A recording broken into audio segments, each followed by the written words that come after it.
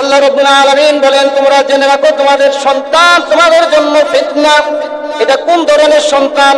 যেই সন্তানকে কোরআনী শিক্ষায় শিক্ষিত করা হয় নাই, যেই সন্তানকে দ্বীনের পথে পরিচালিত করা হয় নাই, আল্লাহ বলেন এই সন্তানটা তোমার জন্য ফিতনা, এই সন্তানটা তোমার জন্য মুসিবতের কারণ।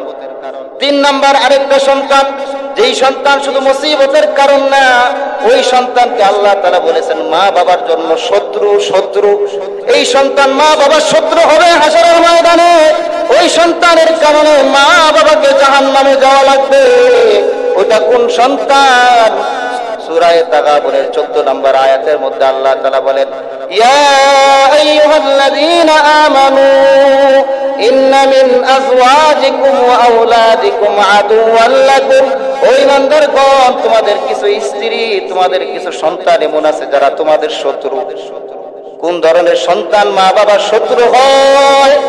যেই সন্তানের জন্য, যেই সন্তানকে একটু সুখ দেওয়ার জন্য, যেই সন্তানের একটু আবদার পুরা করার জন্য মা বাবা অবৈধ পথে পা বাড়ান, মা বাবা হারাম ইনকাম শুরু করেন, মা বাবা সন্তানের জন্য অবৈধ ইনকাম করেন, ওই ধরনের সন্তান মা বাবার জন্য শত্রু।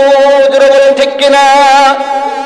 بزکارش هر چبینی در خروشش ولیدان دری معناک گوشش نبلبل در گلش تسبیح خانست که هر کار بتشبیح زبانست یاد حق آمد غذائی روح را مرهم آمد دل مجروح را محمد نے آ کر کفر کو مٹایا کفر کو مٹا کر صداقت اٹھایا حجر میں شجر میں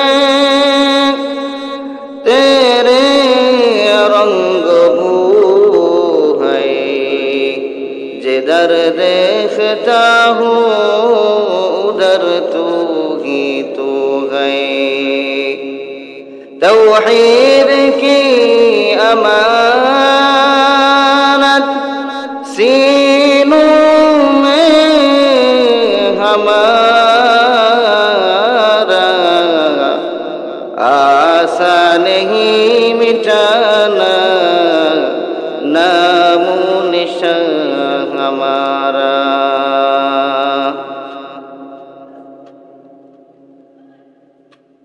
দারুল উলুম বালক বালিকা মাদ্রাসা ও এলাকাবাসীর উদ্যোগে আয়োজিত আজকের এই মাহফিলের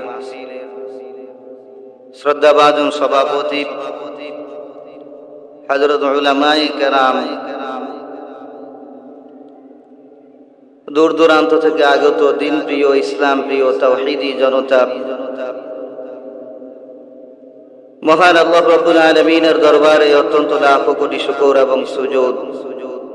যেই মহান রব্বে কারীম আমাদেরকে দয়া করে, মহাব্বত করে, ভালোবেসে আমাদের হায়াতকে দীর্ঘ করে সুস্থ সবল রেখে সমস্ত কাজ থেকে ঝামেলা মুক্ত করে আজকের এই মহতি মাহফিলে আমাদেরকে আসার এবং বসার তৌফিক দান করেছেন। সেই মহান প্রভুর দরবারে সকলেই জবান খুলে ভক্তি সহকারে দিল থেকে উচ্চ কণ্ঠে একবার বলি আলহামদুলিল্লাহ। লক্ষ কোটি দরুদ ও সালাম সাইয়্যিদুল মুরসালিন, খাতামুন নবিয়্যিন, শফিউল মুজনিবিন, শফিউ মাহশর, সাকিয়ে কাউসার, আফতাবে নবুয়ত, মদিনাহ কা তাজদার, সর্বশেষ নবী, সর্বশ্রেষ্ঠ নবী, নবী মুহাম্মদুর রাসূলুল্লাহ সাল্লাল্লাহু আলাইহি ওয়াসাল্লামের উপর সর্বোপরি আমরা আল্লাহ তাআলা শুকর আদায় করি। আল্লাহ তাআলা আমাদেরকে সুস্থতার সাথে আল্লাহ তাআলার এই মহান নিয়ামত, এই মাহফিলের বাগানে আমাদেরকে বসার তৌফিক দান করেছেন। আবার বলি আলহামদুলিল্লাহ।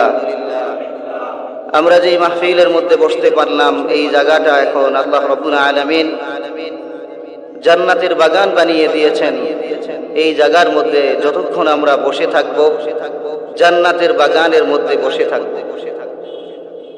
রাসূল আরবি সাল্লাল্লাহু আলাইহি ওয়াসাল্লাম বলেন, বান্দা যখন কোনো নিয়ামতের শুকর পেয়ে শুকর আদায় করে, হাদিসের মধ্যে রাসূল সাল্লাল্লাহু আলাইহি ওয়াসাল্লাম বলেন, বান্দা যখন নিয়ামতের শুকর পেয়ে শুধু বলল আলহামদুলিল্লাহ, আলহামদুলিল্লাহ বলার মাধ্যমে আল্লাহ রাব্বুল আলামিন আসমান জমিনের মধ্যবর্তী জায়গাটুকু আল্লাহ তাআলা নেক দিয়া পরিপূর্ণ করে দেন।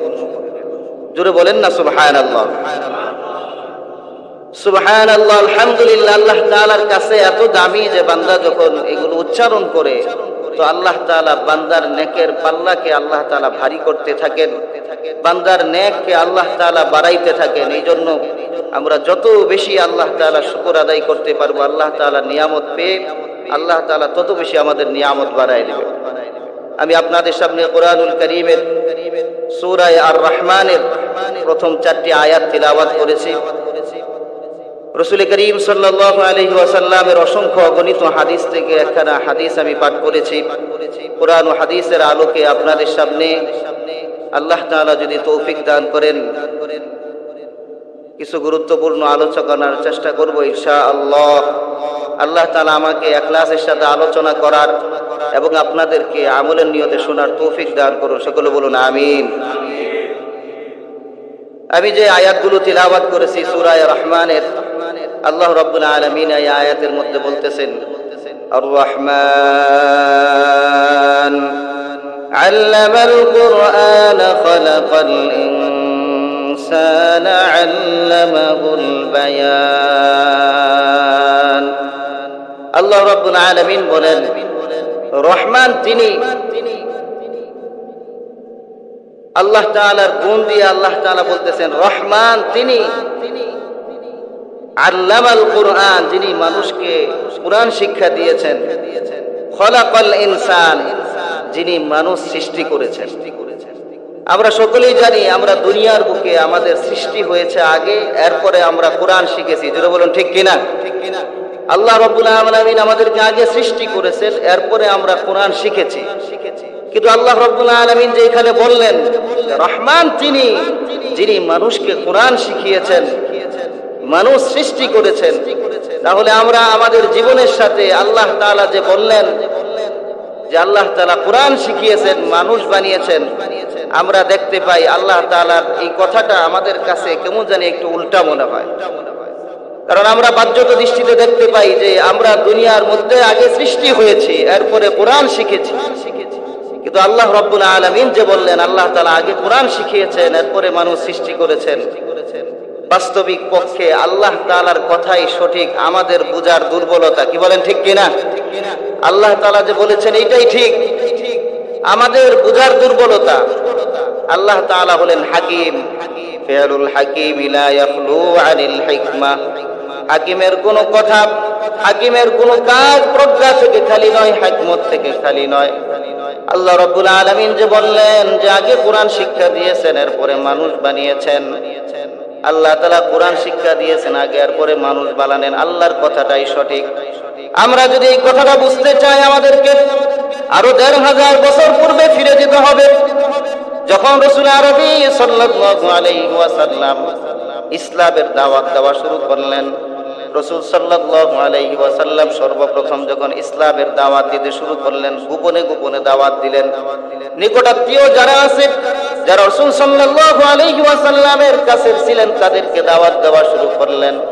রাসূল আরবি সাল্লাল্লাহু আলাইহি ওয়াসাল্লাম ইসলামের দাওয়াত দেওয়ার সময় বলতে লাগলেন, যুবকেরা ইসলামের উপকার করেছে আর বৃদ্ধরা ইসলামের ক্ষতি করেছে। বৃদ্ধরা আমার শত্রু হিসাবে তারা কাজ করেছে। রাসূল বলতেছেন বৃদ্ধ যারা ছিল তারা ইসলামের বিরুদ্ধাচরণ করেছে, আর যুবক যারা ছিল তারা ইসলামের উপকার করেছে। বৃদ্ধদের মধ্যে আবু জাহাল বৃদ্ধ ছিল, ইসলামের বিরুদ্ধাচরণ করেছে। আবু লাহাব বৃদ্ধ ছিল, ইসলামের বিরুদ্ধাচরণ করেছে। রাসূলের শত্রু ছিল আবু লাহাব। উতবা বৃদ্ধ ছিল, ইসলামের বিরুদ্ধাচরণ করেছে। শাইবা বৃদ্ধ ছিল, ইসলামের বিরুদ্ধাচরণ করেছে। রাসূল আরবি সাল্লাল্লাহু আলাইহি ওয়াসাল্লাম যখন তাদের কাছে ইসলামের দাওয়াত দিয়েছেন, তারা সাথে সাথে ইসলামের দাওয়াতকে অস্বীকার করেছে। জোরে বলুন ঠিক কিনা? অন্যদিকে যুবক যারা ছিল, হযরত আলী রাদিয়াল্লাহু তাআলা আনহু 11 বছরের যুবক, 11 বছরের সন্তান। রাসূল যখন আলীর কাছে ইসলামের দাওয়াত দিলেন, সাথে সাথে আলী ইসলামের দাওয়াত কবুল করে নিলেন। রাসূল বলেন, যুবকেরা ইসলামের উপকার করেছে। রাসূল সাল্লাল্লাহু আলাইহি ওয়াসাল্লামের গোপনে দাওয়াত চলতেছিল। হঠাৎ করে কিছুদিন পরে আরেকজন 27 বছরের যুবক রাসূল করিম সাল্লাল্লাহু আলাইহি ওয়াসাল্লামের বিরুদ্ধে প্রপাগান্ডা করলো। মক্কার কাফের মুশরিকরা তারা প্রপাগান্ডা চালালো যে নবী মুহাম্মদকে কে হত্যা করতে পারবা বলো। ওইখান থেকে একটা যুবক তরবারি হাতে নিয়ে দাঁড়ায় গেল, আমি নবী মুহাম্মদকে হত্যা করতে পারবো। যুবক তরবারি নিয়ে বের হয়ে গেল, 27 বছরের যুবক নবী মুহাম্মদকে হত্যা করবে। হত্যা করতে যাওয়ার সময় মাঠে গিয়ে দেখা গেল তার কাছে সংবাদ আসলো তার বোন ইসলাম ধর্ম গ্রহণ করেছে। এই কথা শুনে সে বোনের বাড়িতে ছুটে গেল। বোনের বাড়িতে যাওয়ার পর ওইখানের মধ্যে গিয়ে দেখে বোন কি জানি তেলাওয়াত করে। বোনকে জিজ্ঞাসা করলো, তুমি এটা কি তেলাওয়াত করো? তখন বোন বলল, তোমার কাছে বলা যাবে না, তুমি অপবিত্র। তুমি যদি পবিত্র হয়ে আসতে পারো তাহলে তোমাকে এটা বলবো আমি কি তেলাওয়াত করি, তোমাকে এটা ধরতে দিব। বোনের কথা শুনে যখন পবিত্র হয়ে আসলো, বোন হাতের মধ্যে দিয়া বলল, এটা আল্লাহ তাআলার কালাম কুরআনে কারীম। তখন ওই যুবক বলল, তোমরা এখান থেকে কি তেলাওয়াত করতেছিল আমাকে একটু শোনাও। যখন ওনাকে তেলাওয়াত করে শোনানো হলো, শোনার সাথে সাথে তার দিলটাকে আল্লাহ রাব্বুল আলামিন পরিবর্তন করে দিলেন। জোরে বলেন না সুবহানাল্লাহ। আল্লাহ রাব্বুল আলামিন তার দিলটাকে পরিবর্তন করে দিলেন। ওই যুবক যে নবীর গর্দান কাটার জন্য যাচ্ছিল, নবীর কল্যাণ নিয়ে আসতে যাচ্ছিল, যুবকের দিল পরিবর্তন হয়ে গেল। যুবক এখন উল্টা নবীর দরবারে গিয়ে হাজির হয়ে বলতেছে, ওগো নবী, আমি আপনার কল্যাণ কাটার জন্য এসেছিলাম, কিন্তু মাঝপথে কোরআনে কারীমের তেলাওয়াত শুনে আমার দিলটা পরিবর্তন হয়ে গেছে। ওই কালামের মধ্যে আল্লাহ রাব্বুল আলামিন যেই কথাগুলো বলেছেন, এটা শুনে আমার দিলটা পরিবর্তন হয়ে গেছে। আমাকে কালিমা পড়ায় দিন গো নবী। রাসূল করিম সাল্লাল্লাহু আলাইহি ওয়াসাল্লাম সাথে সাথে কালিমা পড়ায় দিলেন। বললেন, পড়ো লা ইলাহা ইল্লাল্লাহু মুহাম্মাদুর রাসূলুল্লাহ। ওই যুবক কালিমা পড়ে মুসলমান হয়ে গেল। মুসলমান হয়ে যাওয়ার পরে যুবকের এত পাওয়ার, যুবক গিয়া কাবা শরীফের চত্বরে কাবা ঘরের পাশে দাঁড়ায় বলল, কেউ যদি ইসলামের বিরুদ্ধাচরণ করো, নবী মুহাম্মদের বিরুদ্ধাচরণ করো, নবী মুহাম্মদের আর কোনো প্রয়োজন নাই, আমার তরবারি তার গর্দান পুড়ায় দেওয়ার জন্য যথেষ্ট। জুড়ে বলেন না সুবহানাল্লাহ। নবী মুহাম্মদের সোহবত পেয়ে কালিমা পড়ে যুবকের এত পাওয়ার, এই যুবক ওই কাবা শরীফের পাশে দাঁড়ায় বলল, আজকের থেকে আর নবী মুহাম্মদের বিরুদ্ধাচরণ কেউ যদি করো, আমার তরবারি দিয়ে তার গর্দান উড়াই দিব। রাসূল করিম সাল্লাল্লাহু আলাইহি ওয়াসাল্লাম গোপনে ইসলামের দাওয়াত প্রচার করেছিলেন। এই যুবক ইসলাম ধর্ম গ্রহণ করার পর থেকে প্রকাশ্যে ইসলামের দাওয়াত শুরু হলো। আপনারা একটু বলেন, এই যুবকের নামটা কি? যুবকের নামটা কি বলেন না? হযরত ওমর রাদিয়াল্লাহু তাআলা আনহু হলো যুবকের নাম। যুবকের এত পাওয়ার, ইসলাম ধর্ম যখন থেকে গ্রহণ করলো এত বেশি যুবকের পাওয়ার হয়ে গেল, যুবকটা যেই রাস্তা দিয়া যায় ওই রাস্তা দিয়া শয়তান পর্যন্ত হাঁটে না। যুবককে শয়তান পর্যন্ত ভয় পায়, এত পাওয়ার যুবকের। আমাদের দেশের কিছু যুবক বলে, হুজুর আমাকে দেখলে শয়তান ভয় পায়। তোমাকে দেখলে শয়তান ভয় পায় কিভাবে? আমি যে তার চাইতে বড় শয়তান, আমি এত আকাম কুকাম জানি, এত পরিমাণ শয়তানি জানি যে শয়তান ওইটার খবর রাখে না, আমাকেও শয়তান ভয় পায়। যুবক বলে, শয়তান আমাকেও ভয় পায়। তো কেন? আমি তো তার চাইতে বড় শয়তান। লজ্জা লাগে না যুবক তোমার এই কথা বলতে? রাসূল আরবি সাল্লাল্লাহু আলাইহি ওয়াসাল্লাম বলেন, যুবকেরা ইসলামের উপকার করেছে, ইসলামের উপকার করেছে যুবক। ও যুবক, তোমার কাছে আমারও প্রশ্ন, তুমি কতটুকু ইসলামের উপকার করেছো? তোমার মাধ্যমে ইসলামের কতটুকু উপকার হয়েছে, তুমি কতটুকু ইসলামের উপকার করেছো। রাসূল যুবকের প্রশংসা করতেছেন, তোমারও তো দরকার ছিল ইসলামের উপকার করা। আজকে তুমি কানের মধ্যে ইয়ারফোন লাগিয়ে রাত্রে বেলায় ঘুমিয়ে থাকো, সারাদিন সকাল থেকে সন্ধ্যা তোমার কানের মধ্যে ইয়ারফোন লাগানো থাকে। একটু কি চিন্তা করো না, ঘুমের মধ্যে যখন গিয়া কানের মধ্যে ইয়ারফোন লাগায়া ঘুমাইলা, ওই জায়গার মধ্যে তো আজরাইল তোমার জানটাকে কবজ করে ফেলতে পারে। ও যুবক, যদি ওই সময়ের মধ্যে তুমি মৃত্যুবরণ করো, তোমার ঠিকানা কি হবে একটু কি চিন্তা করো না। আজকে যুবক তার মায়ের কথা শুনে না, যুবক তার বাবার কথা শুনে না, যুবক মুরব্বীদের কথা শুনে না। যুবককে যদি বলা হয় মা বাবার কথা শোনো যুবক, ওই যুবক মা বাবার কথা শুনতে চায় না, মুরব্বীদের সাথে ভালো আচরণ করে না, মা বাবার বদদোয়া নিয়েছে যুবক, মুরব্বীদের বদদোয়া নিয়ে চলতেছে, তাদের সাথে কোনো ভালো আচরণ নাই। ও যুবক, তুমি কি একটু চিন্তা করো না, তোমার জীবনের কি মূল্য, তুমি আল্লাহ তাআলার কাছে কি জবাবদিহিতা করবা। রাসূল বলতেছেন, যুবকেরা ইসলামের উপকার করেছে, তুমি ইসলামের উপকার না করে অনেক ক্ষেত্রে ইসলামের বিরুদ্ধাচরণ করো। জোরে বলেন ঠিক কিনা? আজকে অনেক যুবক তাদের চরিত্র নষ্ট হয়ে যাচ্ছে একটা মোবাইলের পিছনে পড়ে, তার চরিত্র নষ্ট হয়ে যাচ্ছে, সে সারাদিন মোবাইলের পিছনে পড়ে আসে। আজকে যুবক নেশার ময়দানে পড়ে নেশাগ্রস্ত হয়ে বিভিন্নভাবে নেশার সাথে তার সম্পর্ক, তার যৌবন কাল যে এত দামি, আল্লাহ তাআলা যে তাকে দামি বানিয়েছেন, যুবক এই কথা পর্যন্ত ভুলে গিয়েছে।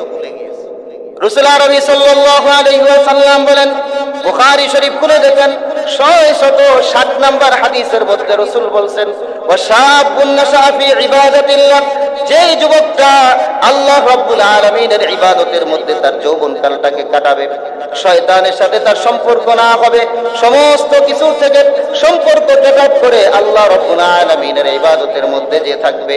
রাসূল আরবি সাল্লাল্লাহু আলাইহি ওয়াসাল্লাম বলেন, হাশরের ময়দানে যখন মানুষের মাথার উপরে সূর্য থাকবে, মাথার মগজটা টকবক টকবক করতে থাকবে, ওই কঠিন মুহূর্তে আল্লাহ রাব্বুল আলামিন এই যুবককে আরশের নিচে ছায়া প্রদান করবেন। এই জন্য যুবক, তোমার জীবনকে পরিবর্তন করতে হবে, তোমার অন্তরের মধ্যেই ভয় থাকতে হবে। আমার মতো কত যুবক তারা যৌবন বয়সে মৃত্যুবরণ করেছে, হতে পারে আমার কোনো সময় মৃত্যু চলে আসতে পারে। আমি যেইভাবে জীবন চলতেছে আমার, আমি যেইভাবে গুনাহের কাজের মধ্যে লিপ্ত, আল্লাহ তাআলার কাছে জবাব দেওয়ার কোনো উপায় থাকবে না। জোরে বলুন ঠিক কিনা? এই জন্য যুবকের কাছে আমার আকুল আবদার থাকবে যে আমাদের জীবনকে পরিবর্তন করা দরকার। আমরা যেইভাবে গুনাহের দিকে ছুটতেছি, কোন সময় জানি আজরাইল থাবা মেরে বসে, কোন সময় জানি আজরাইল জানটা কবজ করে বসে, কোন সময় জানি আমার মৃত্যুর পরওয়ানা চলে আসে। একটু কি ভয় হয় না রে যুবক ভাই, যে আজরাইল যদি আমাকে ধরে, ওই সময় আমাকে কেউ রক্ষা করতে পারবে না, আমাকে কবরে যেতে হবে, ওই কবরটা আমার জন্য কি হালত হবে। রাসূল বলেন, আল কবরু রাউযাতুম মিন রিয়াদিল জান্নাতি আও হুফরাতুম মিন হুফারিন নার। কবরটা কারো জন্য হয়তো জান্নাতের বাগান হবে, কারো জন্য হয়তো জাহান্নামের আগুন। ও যুবক ভাই, ও আমার ভাই, পর্দার আড়ালে মা বোনেরা, যারা যুবতীরা রয়েছে, তাদেরকে বলতে চাই, আমরা অনেক সময় গুনাহের মধ্যে পড়ে থাকি, বিভিন্ন সময় গুনাহ করতে থাকি, ঘরের মধ্যে অশ্লীল সিনেমা দেখি, স্টার জলসা, বিভিন্ন সিনেমার মধ্যে আমার সময়টা কাটে। আল্লাহ রাব্বুল আলামিন আমাকে বানাইছেন আল্লাহর হুকুম মানার জন্য, কিন্তু আমি আল্লাহর বিরুদ্ধাচরণ করতেছি। রাসূল যে বলছেন যুবকেরা ইসলামের উপকার করেছে, আমি কতটুকু উপকার করতে পারলাম। এই জন্য যুবক, আমিও তোমাকে বলতে চাই, তুমিও তোমার জীবনটাকে পরিবর্তন করে নাও। রাজি আছেন ইনশাআল্লাহ যুবক ভাইয়েরা? আমরা ইবাদতের মধ্যে লিপ্ত হয়ে যাব ইনশাআল্লাহ, আমরা ইবাদতের মধ্যে লিপ্ত হয়ে যাব ইনশাআল্লাহ, গুনাহ ছেড়ে দেব ইনশাআল্লাহ। আল্লাহ রাব্বুল আলামিন যে বললেন, আর রহমান ওয়া আল্লামাল কুরআন। যুবক ভাই, একটু ভালো করে চিন্তা করে দেখেন, আল্লাহ তাআলা এই জায়গার মধ্যে কেন বললেন রহমান? যিনি কোরআন শিক্ষা দিয়েছেন, মানুষ বানিয়েছেন, এই কথাটা কেন বললেন? এই কথা বলার কারণ হলো, আল্লাহ রাব্বুল আলামিন যেই দৃষ্টিতে এখানে মানুষের কথা বলেছেন, আর এমনিতে যে মানুষ রয়েছে, আল্লাহ তাআলার বলা মানুষ আর এমনিতে মানুষের মাঝে অনেক পার্থক্য রয়েছে।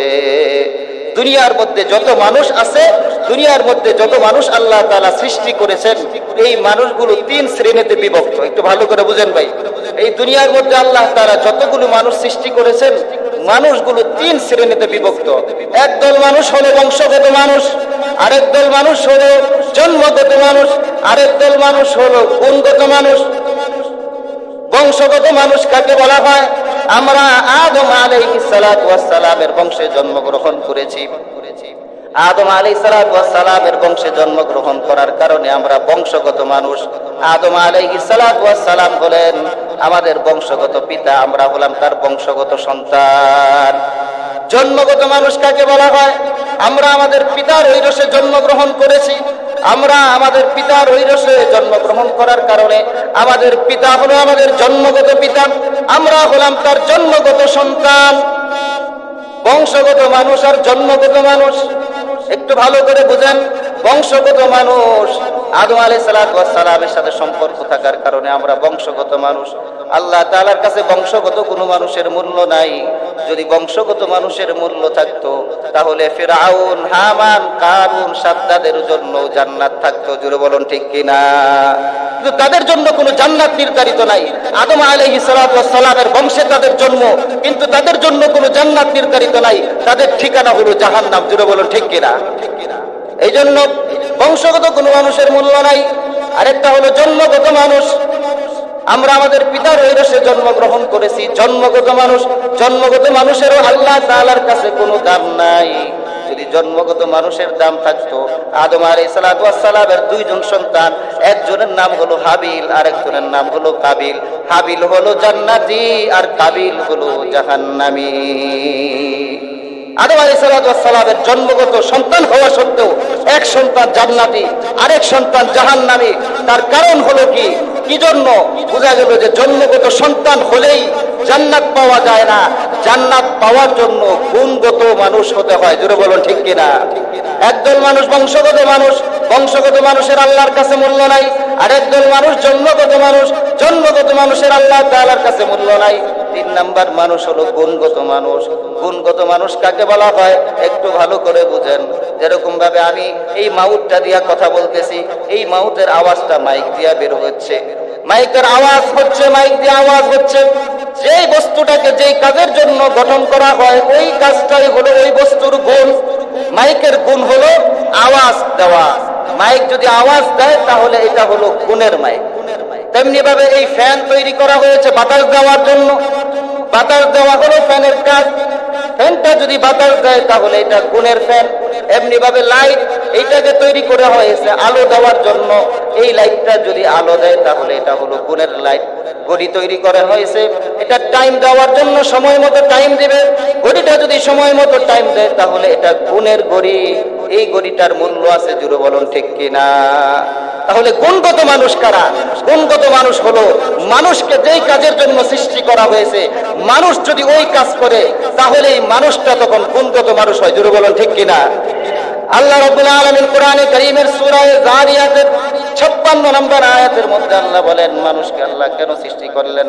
আল্লাহ বলেন ওয়া মা খালাকতুল জিন্না ওয়াল ইনসা ইল্লা লিয়াবুদুন। জোরে বলেন আল্লাহু আকবার। আল্লাহ রাব্বুল আলামিন বলেন আমি মানব জাতি এবং জিন জাতিকে সৃষ্টি করেছি আমার ইবাদতের জন্য। মানব জাতি এবং জিন জাতি আমার ইবাদত করবে। মানব জাতির গুণ হলো আল্লাহর ইবাদত করা। মানুষ যদি আল্লাহর ইবাদত করে সেটা হলো গুণগত মানুষ। জোরে বলুন ঠিক কিনা? যে মানুষ আল্লাহর ইবাদত করবে এটা হবে গুণগত মানুষ। এখন ইবাদত বলতে আমরা কি বুঝি? সারাদিন শুধু নামাজ পড়লাম এটাই ইবাদত, সারা বছর শুধু রোজা রাখলাম এটাই ইবাদত না। এটার নাম ইবাদত না। ইবাদত হলো সকাল থেকে সন্ধ্যা পর্যন্ত, সন্ধ্যা থেকে সকাল পর্যন্ত প্রতিটা মুহূর্তে আমাদের উপর আল্লাহ তাআলার যে বিধানগুলো রয়েছে ওই বিধানগুলো যদি আমরা মেনে চলতে পারি সেটাই হবে ইবাদত। জোরে বলুন ঠিক কিনা? মুমিনের প্রত্যেকটা কাজ হবে ইবাদত। সকালে ঘুম থেকে উঠবে, তার ঘুম থেকে ওঠাটাও ইবাদত, ঘুমানোটাও ইবাদত। মুমিন খানা খাবে সেটাও ইবাদত, মুমিন গোসল করবে সেটাও ইবাদত। মুমিন যে কোনো ধরনের কাজ করবে সেটা প্রত্যেকটাই তার ইবাদতে পরিণত হবে, প্রত্যেকটাই তার ইবাদত হবে। জোরে বলুন ঠিক কিনা? এখন ইবাদত কিভাবে হবে? আমরা ইবাদত করব, ইবাদত করার জন্য কিছু শর্ত আছে। আমরা যখন ইবাদত করব, ইবাদত করার ক্ষেত্রে আমাদেরকে দুইটা জিনিস লক্ষ্য রাখতে হবে। দুই জিনিস লক্ষ্য রেখে যদি ইবাদত করি, ওই ইবাদতটা আল্লাহর দরবারে কবুল হবে নতুবা কবুল হবে না। এক নাম্বার হলো যে ইবাদতটা করব, ওই ইবাদতটা আল্লাহ তাআলার সন্তুষ্টির উদ্দেশ্যে করতে হবে। দুই নাম্বার হলো আমি যে ইবাদতটা করব সেটা হলো নবী মদিনার নবী মুহাম্মদুর রাসূলুল্লাহ সাল্লাল্লাহু আলাইহি ওয়াসাল্লামের তরিকা অনুযায়ী হতে হবে। যদি বলেন ঠিক কিনা? যদি রাসূল সাল্লাল্লাহু আলাইহি ওয়াসাল্লামের তরিকা অনুযায়ী না হয়, আপনি যতই ইবাদত করেন না কেন আল্লাহর দরবারে কবুল হবে না। যতই ইবাদত করেন না কেন আল্লাহ সেটা গ্রহণ করবেন না। মাগরিবের নামাজ 3 রাকাত, কয় রাকাত? 3 রাকাত। আপনি যদি বলেন নামাজ পড়বো, ইবাদত বেশি করা দরকার, একটু বেশি করেই করি, আজকে 3 রাকাত না 5 রাকাত পড়বো, ইবাদত কবুল হবে? কি বলেন, ইবাদত কবুল হবে? 3 রাকাতই পড়তে হবে, কারণ মদিনার নবী রাসূল আরবী সাল্লাল্লাহু আলাইহি সাল্লাম আমাদেরকে 3 রাকাতই শিক্ষা দিয়েছেন। 3 রাকাতই পড়তে হবে। মন করে ইবাদত করলে চলবে না, রাসূলের তরিকা অনুযায়ী করতে হবে। এখন একটু ভালো করে বোঝার চেষ্টা করেন। আল্লাহ রাব্বুল আলামিন যে বললেন, আল্লাহ তাআলা আগে কোরআন শিখিয়েছেন, মানুষ বানিয়েছেন পরে। এই কথা বলার কারণটা কি? এই কথা বলার কারণ হলো আল্লাহ রাব্বুল আলামিন মানুষকে সৃষ্টি করেছেন ইবাদত করার জন্য। এখন মানুষ ইবাদত করবে, ইবাদত যদি করতে হয় এই ইবাদত আগে শিখতে হবে। আর ইবাদত যদি শিখতে হয় তাকে কোরআনে কারীম থেকেই শিখতে হবে। জোরে বলুন ঠিক কিনা? ইবাদত যদি শিখতে হয় কোরআন লাগবে, কোরআন যদি শিখতে হয় আলেম লাগবে। যখন আমি ইবাদত শিখতে চাই, ইবাদত মানুষের গুণ শিখার জন্য কোরআনে কারীম লাগবে। যখন কোরআনে কারীমের তিলাওয়াত করতে চাবো তখন আলেম লাগবে। আমি যখন কোরআনে কারীম থেকে ইবাদত শিখে আমি ওই অনুযায়ী ইবাদত করতে পারবো, ইবাদত মুমিনের গুণ, তখন গিয়ে আমি গুণগত মানুষ হতে পারবো। জোরে বলুন ঠিক কিনা?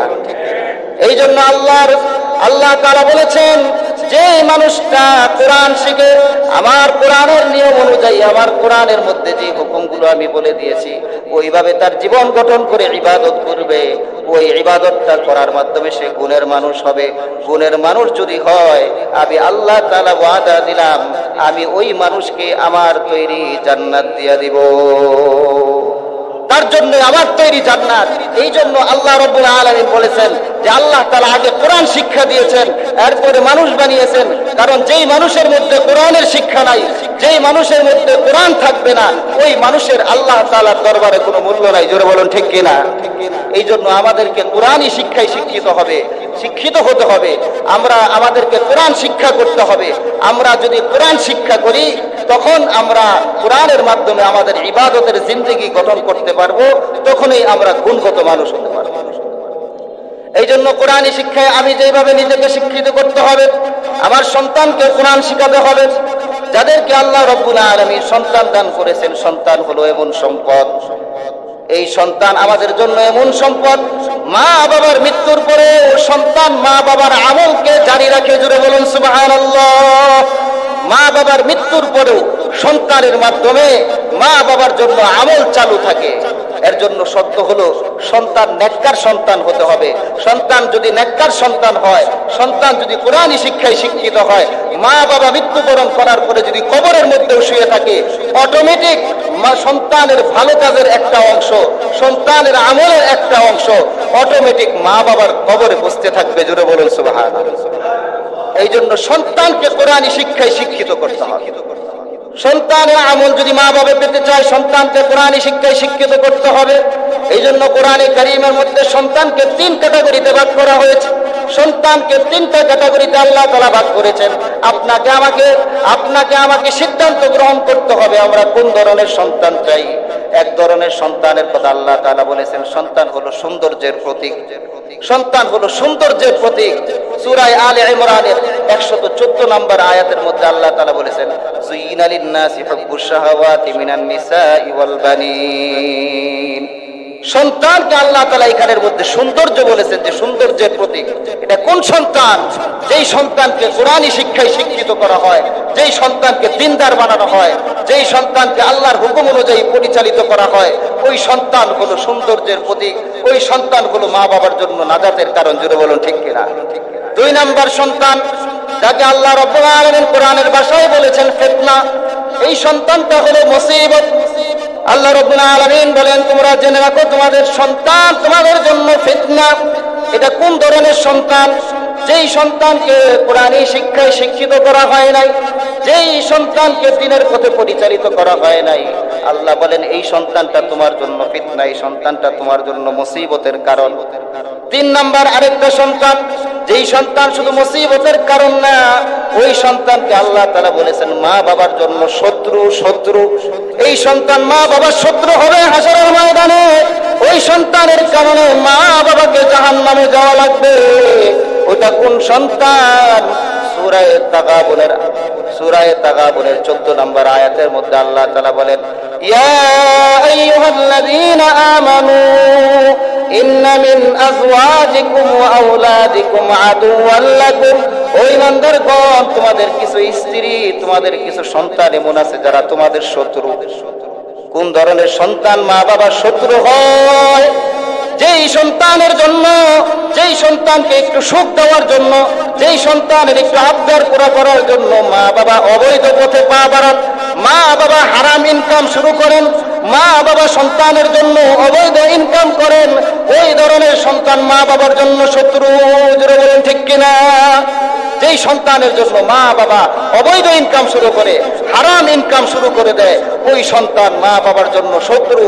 ওই সন্তান মা বাবার জন্য আযাবের কারণ, ওই সন্তান মা বাবার জন্য জাহান্নামে যাওয়ার কারণ। এই জন্য আপনাকে আমাকে সিদ্ধান্ত গ্রহণ করতে হবে। কোরআনে কারীম 3 ক্যাটাগরির সন্তানের কথা বলেছে। আমরা কোন ক্যাটাগরির সন্তান গ্রহণ করব? আমরা কি সুসন্তান চাই, দ্বীনি শিক্ষায় শিক্ষিত সন্তান চাই? যদি ওইটাই চাই, তাহলে আমাদের সন্তানকে এই মাদ্রাসাগুলোর মধ্যে ভর্তি করতে হবে, আমাদের মেয়েগুলোকে এই মাদ্রাসার মধ্যে পড়াতে হবে। তখনই তারা হবে সুসন্তান, তারা হবে আমাদের জন্য জান্নাতে যাওয়ার কারণ।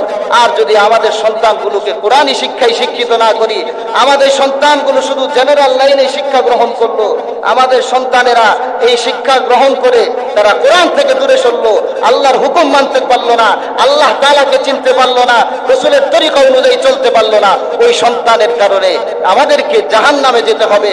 ওই সন্তানের কারণে আমাদেরকে জাহান্নামে যেতে হবে, আমাদেরকে ওই সন্তানের কারণে আগুনে পুড়তে হবে।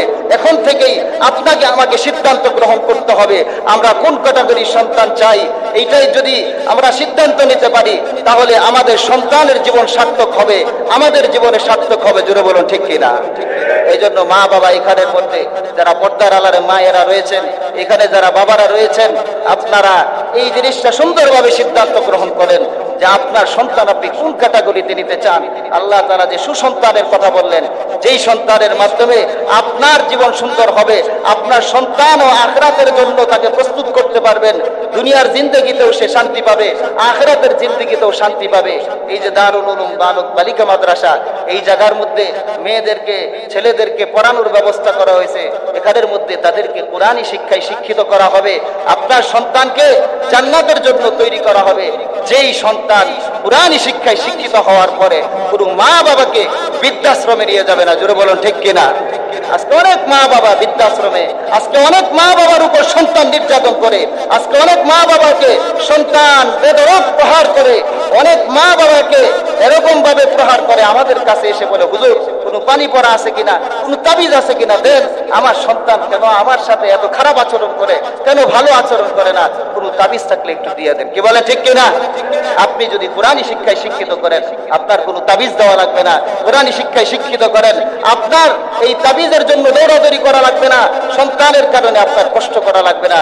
সন্তান অটোমেটিক কোরআনী শিক্ষায় শিক্ষিত হয়ে ওইখানে মা বাবার জন্য যেইভাবে বলা হয়েছে যে মা বাবার সম্মান করো, সদাচরণ করো, ওইটা জানার পরে এমনিতেই আপনাকে মাথার উপর উঠিয়ে রাখবে। জোরে বলুন ঠিক কিনা? এই জন্য আমরা সকলে আমাদের সন্তানকে মাদ্রাসায় দিব তো ইনশাআল্লাহ, কোরআনী শিক্ষায় শিক্ষিত করবো তো ইনশাআল্লাহ। আপনি আপনার সন্তানকে স্কুলে পড়ান, কলেজে পড়ান, ইউনিভার্সিটি পড়ান, কিন্তু প্রাথমিকভাবে সন্তানকে কোরআন শিক্ষা দেন, প্রাথমিকভাবে সন্তানকে নামাজ শিক্ষা দেন, প্রাথমিকভাবে সন্তানকে ইসলামের যত ফরজ বিধানগুলো আছে, ইসলামের ওয়াজিব বিধানগুলো আছে, ওগুলো শিক্ষা দেন, যাতে করে সে সুন্দরভাবে নামাজটা পড়তে পারে, সুন্দরভাবে ইসলামের বিধানগুলো পালন করতে পারে। এই জন্য আমাদের সকল মা বাবাকে এই জন্য সোচ্চার হতে হবে। আমরা রাজি আছি তো ইনশাআল্লাহ? আল্লাহ তাআলা আমাদের সকলকে আমল করার তৌফিক দান করুন। ওয়া আখিরু দাওয়ানা আলহামদুলিল্লাহি রাব্বিল আলামিন।